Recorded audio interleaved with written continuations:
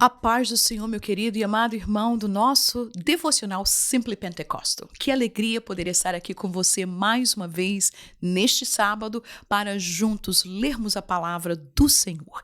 Esta palavra que é um tesouro para as nossas vidas, e hoje no capítulo 40 de Jeremias nós vamos ver algo muito importante. Depois que Nabucodonosor ele entra em Jerusalém, que ele detém as pessoas, que os levam para o cativeiro, nós vamos ver que o rei Zedequias foi tomado, foi sentenciado por Nabucodonosor, seus filhos mortos, os nobres mortos, a cidade queimada, os muros queimados. Irmãos, que desolação! Cumpriu-se a palavra do Senhor que ele havia dito pela boca do profeta Jeremias. Se nós chegássemos e estivéssemos vivos neste momento, neste cenário, talvez o nosso coração nós pudéssemos dizer: Senhor, tem misericórdia de mim, tem misericórdia do teu povo. Mas vamos ver o que foi que aconteceu com aqueles que restaram ainda, não é? Com os príncipes, qual foi a posição deles depois de tudo isso, de ver a palavra de Deus cumprida na casa de Israel? Capítulo 40 nos diz assim: palavra que veio a Jeremias da parte do Senhor, depois que Nebuzaradã, capitão da guarda, o deixou ir de Ramá. Ramá era um local, era uma cidade que estava na tribo de Benjamim. Quando o tomou, estando ele atado com cadeias no meio de todos os do cativeiro de Jerusalém e de Judá, que foram levados cativos para a Babilônia. Porque o capitão da guarda levou a Jeremias e lhe disse: o Senhor teu Deus pronunciou este mal contra este lugar. E o Senhor o trouxe e fez como tinha dito, porque pecastes contra o Senhor e não obedecestes a sua voz, pelo que vos sucedeu tudo isto. Você vai ver que o próprio ímpio, o povo pagão, aqueles a quem tinham entrado em Jerusalém para destruir, eles estavam reconhecendo que a voz do profeta, que Deus que havia profetizado através dele, falado através dele, disse todas essas coisas e ali havia se cumprido. E por quê? Ele ainda diz: por causa do pecado do povo, por eles não obedecerem à voz do Senhor, e por isso havia sucedido tudo isso. Irmãos, esta era o pensamento, isso é aquilo que o povo ímpio, os inimigos, estavam vendo do que tinha sido acontecer. Agora, pois, eis que te soltei hoje das cadeias que estavam sobre as tuas mãos. Se te apraz vir comigo para a Babilônia, vem, e eu velarei por ti. Mas se te não apraz vir comigo para a Babilônia, deixa de vir. Olha, toda a terra está diante de ti, para onde parecer bom e reto aos teus olhos, que vás, para ali vai. Coisa maravilhosa. Nós vamos ver que o profeta Jeremias, ele estava preso quando Nabucodonosor, ele entra em Jerusalém.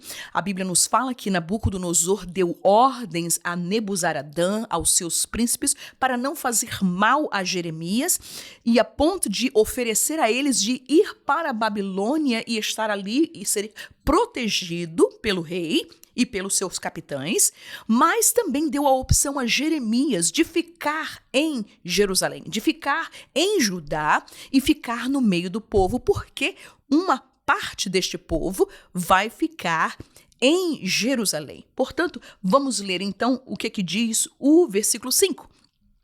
Mas como ele ainda não tinha voltado, disse-lhe: volta, Gedalias, filho de Aicão, filho de Safã, a quem o rei da Babilônia pôs sobre as cidades de Judá, e habita com ele no meio do povo, ou se para qualquer outra parte te aprouver ir, vai. Deu-lhe o capitão da guarda sustento para o caminho e um presente e o deixou ir. Ou seja, Jeremias saiu livre. Assim veio Jeremias a Gedalias, filho de Aicão, a Mispá, e habitou com ele no meio do povo que havia ficado na terra.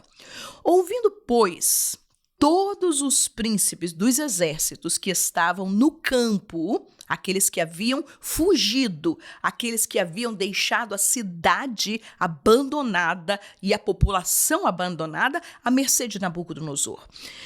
Esses estavam no campo, eles e os seus homens, que o rei da Babilônia tinha posto sobre a terra a Gedalias, filho de Aicão, e que lhe havia confiado os homens e as mulheres e os meninos e os mais pobres da terra, que não foram levados cativos para a Babilônia.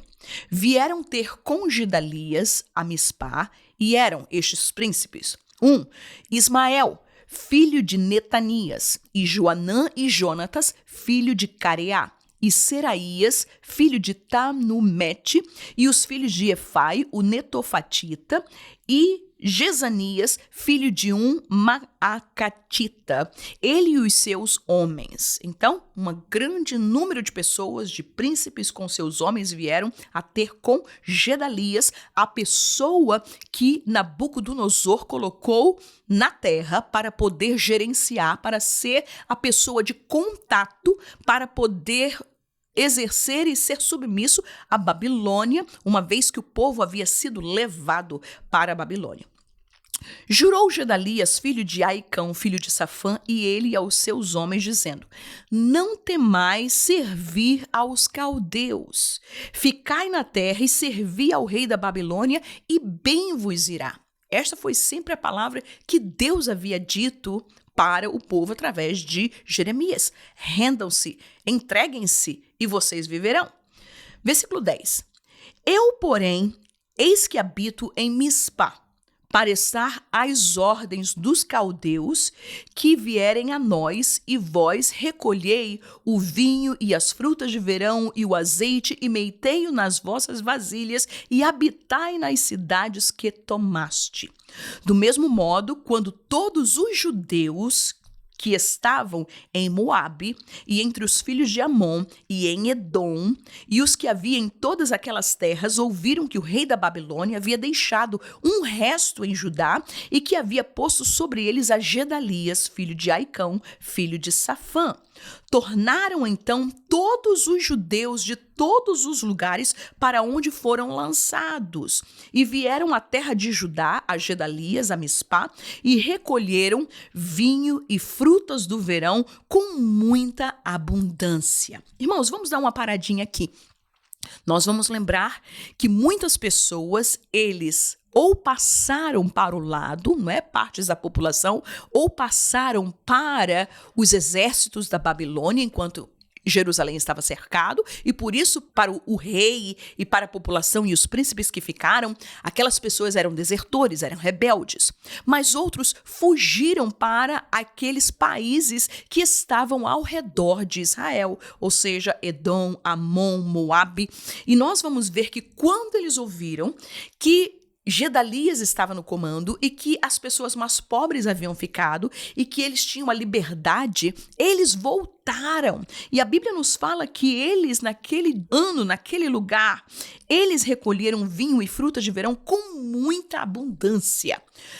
É bom lembrar que Deus havia dito e Deus havia falado com o povo que eles haveriam de passar muita fome, pestilência, e isso aconteceu. Por mais quase 2 anos, o povo de Jerusalém, eles estavam cercados. Houve uma grande fome na cidade, a ponto tal que as pessoas se matavam umas às outras para poder comer. Nós vamos ver o livro de Lamentações falando sobre isso, esta realidade. Entretanto, por incrível que pareça, Deus ele tem misericórdia daqueles que haviam ficado, que eram os mais pobres da terra, que não tinha nada, não tinha nem aonde viver, não tinha casa, não tinha renda, não tinha fazenda, não tinha nada. E agora estas pessoas, de graça, são oferecidas a ela não somente casas, alimento, e nós vamos ver que eles recolheram uma grande abundância de frutos, de vinho, para que eles pudessem se suster. E eu vejo o cuidado de Deus pelo seu povo. Não somente por aqueles que foram para a Babilônia, mas também aqueles que restaram, que ficaram ali. Deus não os desamparou. Aleluia. Mas agora vamos ver o que é que acontece. Versículo 13. Joanã, filho de Careá, e todos os príncipes dos exércitos que estavam no campo vieram a Gedalias a Mispá e disseram-lhe: Bem sabes que Baalis, rei dos filhos de Amon, enviou a Ismael, filho de Netanias, para te tirar a vida, mas não lhes deu crédito Gedalias, filho de Aicão. Todavia, Joanã, filho de Careá, falou a Gedalias em segredo em Mispá, dizendo: Irei agora e ferirei a Ismael, filho de Netanias, sem que ninguém o saiba. Por que razão te tiraria ele a vida, e todo Judá que se tem congregado a ti seria disperso, e pereceria o resto de Judá? Mas disse Gedalias, filho de Aicão, a Joanã, filho de Careá: Não faças tal coisa, porque falas falsamente contra Ismael. Este homem, nós vamos ver que realmente, capítulo 41, nós vamos ver, você pode até ver a epígrafe dizendo o assassinato de Gedalias, porque ele realmente morreu. Entretanto, este homem, Gedalias, com um coração puro, estava disposto a trazer essas pessoas, estes príncipes, cuidar deste povo, ter misericórdia daqueles que haviam ficado, ser submisso ao rei da Babilônia para que eles pudessem viver e não serem dispersos. Entretanto, meus queridos, os príncipes, aqueles que estavam na cabeça, na liderança, muito pelo contrário, depois de ter visto e ouvido tudo aquilo que aconteceu com Judá, de lembrar-se de todas as palavras de Jeremias, de tudo aquilo que ele falava, daquilo que o povo iria passar. Neste momento, este restante de povo que fica juntamente com Gedalias, nós vamos ver que existe uma conspiração contra este homem para poder o matar, para poder destruir. E, meus queridos, quando eu lia este capítulo, me veio aquele versículo de Salmo 42, verso 7. Um abismo chama outro abismo. Por quê? Porque estes homens tiveram toda a possibilidade de se arrepender, de reavaliar, de poder dizer: olha, Deus cumpriu sua palavra, portanto, vamos nos endireitar, vamos nos arrepender, vamos entrar em um acordo, em uma aliança com Deus. Quem sabe Ele terá misericórdia de nós que ficamos aqui.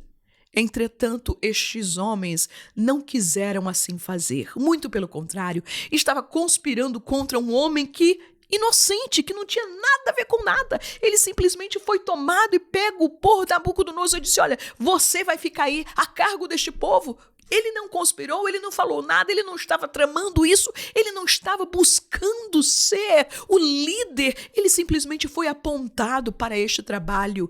Por misericórdia do seu povo, Gedalias disse: vamos cuidar, vamos, fiquem aqui, aproveitem, peguem qualquer cidade que vocês queiram, vá para onde vocês quiserem, nós vamos ficar em paz. Entretanto, o coração destes homens não estavam retos diante do Senhor. Esses príncipes, e especialmente Ismael, filho de Netanias, aleluia, estava querendo tomar não somente a frente, tomar a liderança, conspirar, dissipar, terminar de acabar aquilo que Nabucodonosor havia iniciado com aquela nação. Homens que não tinham amor pelo seu povo, não tinham o cuidado, não tinham compaixão, só queriam a sua própria ganância. Aleluia. E a Bíblia nos fala muito claro em Provérbios 28, versículo 13. A Bíblia nos diz: aquele que se arrepende e deixa o seu pecado alcançará misericórdia. Aleluia. Entretanto, como aquele povo, como aqueles príncipes, como aqueles líderes, eles não se arrependeram. Muito pelo contrário. O pecado jazia à porta. Porque é isso que acontece, meus queridos e amados irmãos. Quando o homem, quando salvo, quando crente, ele peca e não se arrepende, e não volta atrás, e não confessa, e não refaz os seus caminhos e não se converte e não volta ao caminho da justiça e do arrependimento, o pecado jaz à porta. Fica ali pertinho, batendo a sua porta para a próxima oportunidade. E por isso que nós sabemos, um abismo chama outro abismo, um pecado chama outro pecado, uma injustiça chama outra injustiça, uma mentira chama outra mentira, um sentimento de rebeldia, ele vai crescendo, ele não vai diminuir, a não ser que esta pessoa se arrependa e deixe o seu pecado. Romanos capítulo 6, versículo 16 ao 18. Paulo, ele coloca bem claro para as nossas vidas. Não sabeis vós a quem vos apresentardes por servos para lhe obedecer? Sois servos daquele a quem obedeceis? Ou do pecado para a morte, ou da obediência para a justiça? Mas graças a Deus, que tendo sido servos do pecado, obedecestes de coração a forma de doutrina a que fostes entregues, e libertados do pecado, fostes feitos servos da justiça. Louvado seja Deus que isso aconteceu um dia conosco. Resta a nós. O pecado, ele está ao nosso derredor. A tentação, ela está ao nosso derredor. As injustiças, as mentiras, a lascívia, a imoralidade, elas estão ao nosso redor. Mas somos nós que decidimos, que tomamos a decisão de obedecer ao pecado ou à justiça de Deus. Somos nós que, como José, preferiu sair correndo, deixar a sua capa, do que pecar. Irmãos, que nós tenhamos a graça de Deus, a autoridade do Senhor e do seu Espírito em nossa vida, para que cada vez que o pecado, a tentação, ela chegue junto de nós, que nós possamos lembrar-nos de estarmos e sermos obedientes ao Deus que nos salvou, que nos resgatou da maldição eterna, para sermos servos da justiça e não do pecado.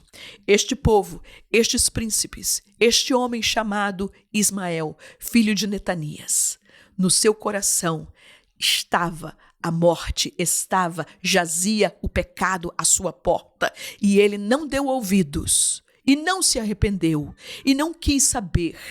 Não teve o cuidado do seu povo, não teve misericórdia daqueles que estavam padecendo. Aqueles que ali estavam eram os mais pobres da terra. O que ele iria tirar daquelas pessoas?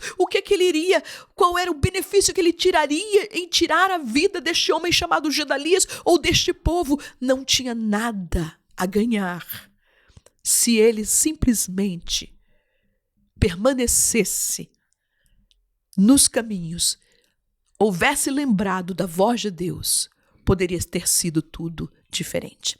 Assim que, meus queridos, que nesta manhã nós possamos estar e muito claro esta palavra, que sejamos obedientes ao Senhor, que nós abraçamos, que nós rendemos a nossa vida um dia, que sejamos servos da justiça e não do pecado.